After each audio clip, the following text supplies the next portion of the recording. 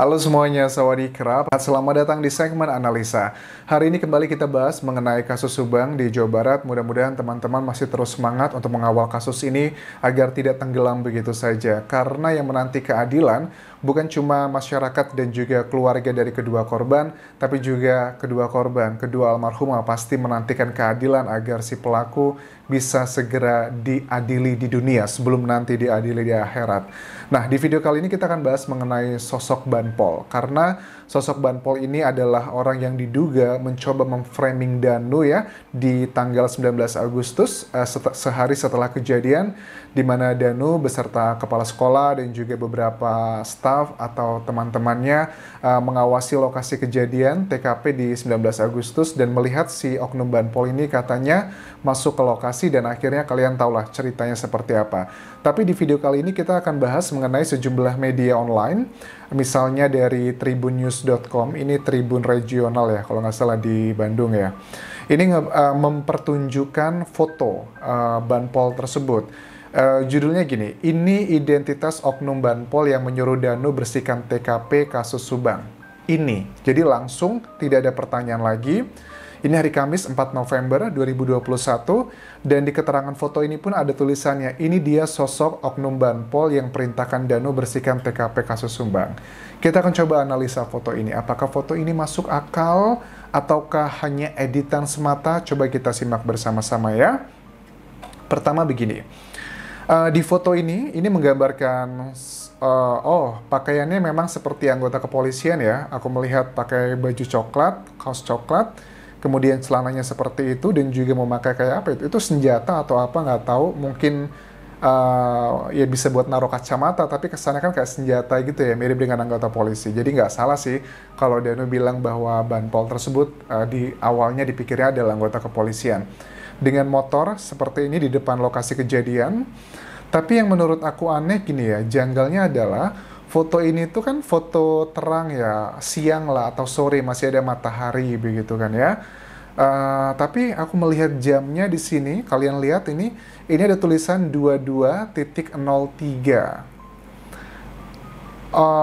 Oke, mungkin 22.03 ini mungkin kalau menurut aku adalah mengcapture-nya. Jadi kalau kita ngambil foto kan ya, ini kan yang jadi pertanyaan netizen ini. Kayaknya nggak mungkin deh Anjas itu fotonya keterangannya malam, tapi kok fotonya siang. Jadi dugaanku yang pertama adalah kita fotonya ini tidak menunjukkan jam pengambilan 22.03 ini, tapi menunjukkan capture. Karena ini adalah foto yang di-capture, bukan menunjukkan jamnya kapan. Kalau kita mau melihat foto tersebut jamnya jam berapa, kita masuknya bukan melalui capturean ini, tapi maksudnya melalui dari foto, kemudian kita masuk ke properties, itu ada keterangannya, kapan diambilnya, jam berapa, itu semua ada di situ. Dan aku tangkapnya kalau dari sini jam 22.03 tidak bisa menunjukkan apakah apakah yang waktu pengambilannya jam 22.03. Jadi menurut aku tidak bisa dijawab dari foto ini. Kedua adalah ada juga keterangan tanggal berapa ini? Ada 19 Agustus. Oke, mungkin aja berarti kalau ini apa ya tanggalnya? Oke. Ini sepertinya dia menyimpannya di, nggak tahu tipe merek handphonenya apa. Apakah ini disimpannya di dalam Google Mail atau Facebook atau apa? Karena ada kode share. Jadi tanda panah ya ke kanan itu kan tanda untuk men-share ya. Terus ada tanda bintang. Bintang itu kalau nggak salah untuk kategori yang favorit gitu. Jadi aku menduganya ini adalah fotonya disimpan di file dalam internet ya, baik itu Google, Facebook, atau Yahoo, pokoknya dalam internet aku menduganya. Dan 22.03 menurut aku ini bukan pengambilan fotonya, jamnya, tapi adalah pengcapturean foto tersebut dari handphone yang tulisannya adalah Danu, begitu. Mungkin Danu ini juga sebenarnya bukan handphonenya Danu sih kalau aku menduga, tapi misalnya begini, seseorang ini misalnya dari Tribun News ya, karena Tribun News tidak menulis keterangan sumber fotonya dari mana, ini cuma ada keterangan di bawahnya, ini dia sosok oknum Banpol yang perintahkan Danu bersihkan TKP kasus Subang. Kalau kita lihat foto-foto dari TV One, misalnya berita TV One tentang CCTV, ada mobil Avanza putih dan juga motor NMAX biru, sumbernya dikasih keterangan sama TV One tuh, sumber istimewa. Oh, adalah hal yang wajar karena dalam dunia jurnalis itu diperbolehkan wartawan itu menyembunyikan identitas dari narasumbernya karena itu diatur dalam undang-undang, jadi nggak ada yang bisa memaksa. Tapi kalau dari tribunnews.com ini menurut aku mengkritiknya adalah kok tidak ada sumbernya gitu. Nah, jadi kan apalagi ini kan dikonsumsi oleh nasional begitu, apalagi kan online ya, walaupun ini regional tapi kan bisa diaksesnya oleh orang di seluruh dunia. Dan aku menangkap berarti kalau dari foto tidak bisa menggambarkan ini diambilnya kapan ya. Jadi kalau teman-teman yang mengklaim seperti itu, foto ini jam ini bukan jam menggambarkan diambilnya kapan karena ini jam pada saat mengcapture-nya seperti itu.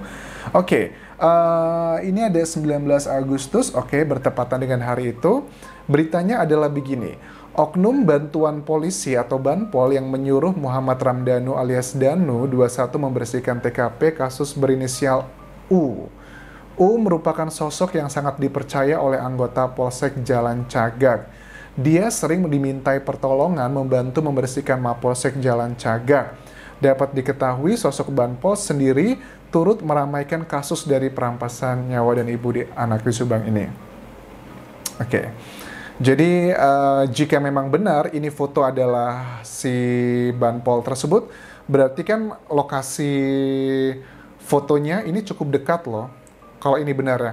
Kalau memang ini bukan fotonya, harusnya Tribun News juga memberikan foto keterangan di bawahnya ilustrasi. Kalau ilustrasi itu artinya itu adalah bukan foto sebenarnya, tapi hanya menggambarkan keterangan yang disampaikan oleh saksi, itu bisa ada keterangan ilustrasi. Tapi kalau ini kan sudah ada keterangannya. Ini dia sosok oknum Banpol yang perintahkan Danu bersihkan TKP kasus Subang. Ini yang harus menjadi perhatian pada saat kita netizen gitu, masyarakat umum, memahami bahasa-bahasa yang ada di media massa. Suka nggak suka, kita harus sudah mulai punya knowledge ya, menganalisa sebuah berita begitu. Dan ini adalah fotonya kan siang dari belakang. Kalau bilangnya Danu mengawasi dari jauh, dari SMA, coba teman-teman yang di Jalan Cagak, seberapa jauhkah lokasi SMA tersebut dengan lokasi kejadian? Seberapa jauh begitu?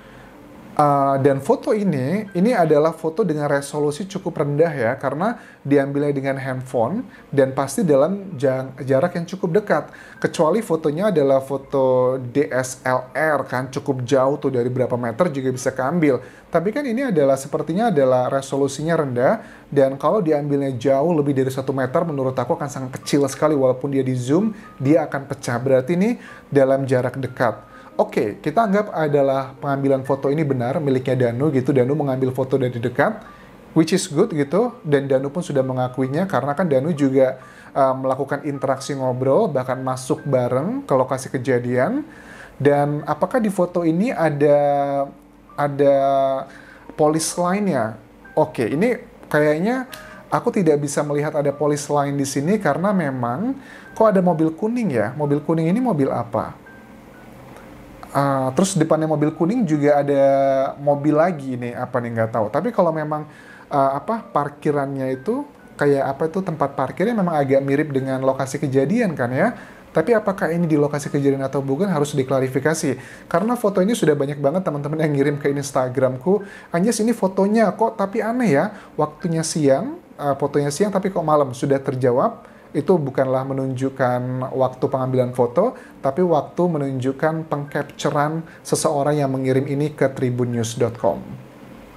Oke, dan sebenarnya ini sebenarnya adalah satu hal yang berbeda gitu kan ya.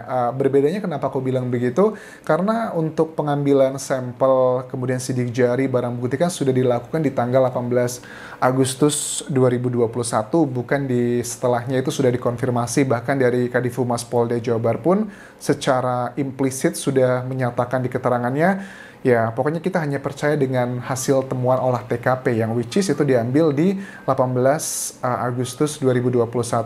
Memang ada beberapa media massa yang memberitakan bahwa misalnya ada terjadi olah TKP berikutnya pada saat Dr. Hastri datang ke lokasi kejadian setelah tanggal 18 Agustus.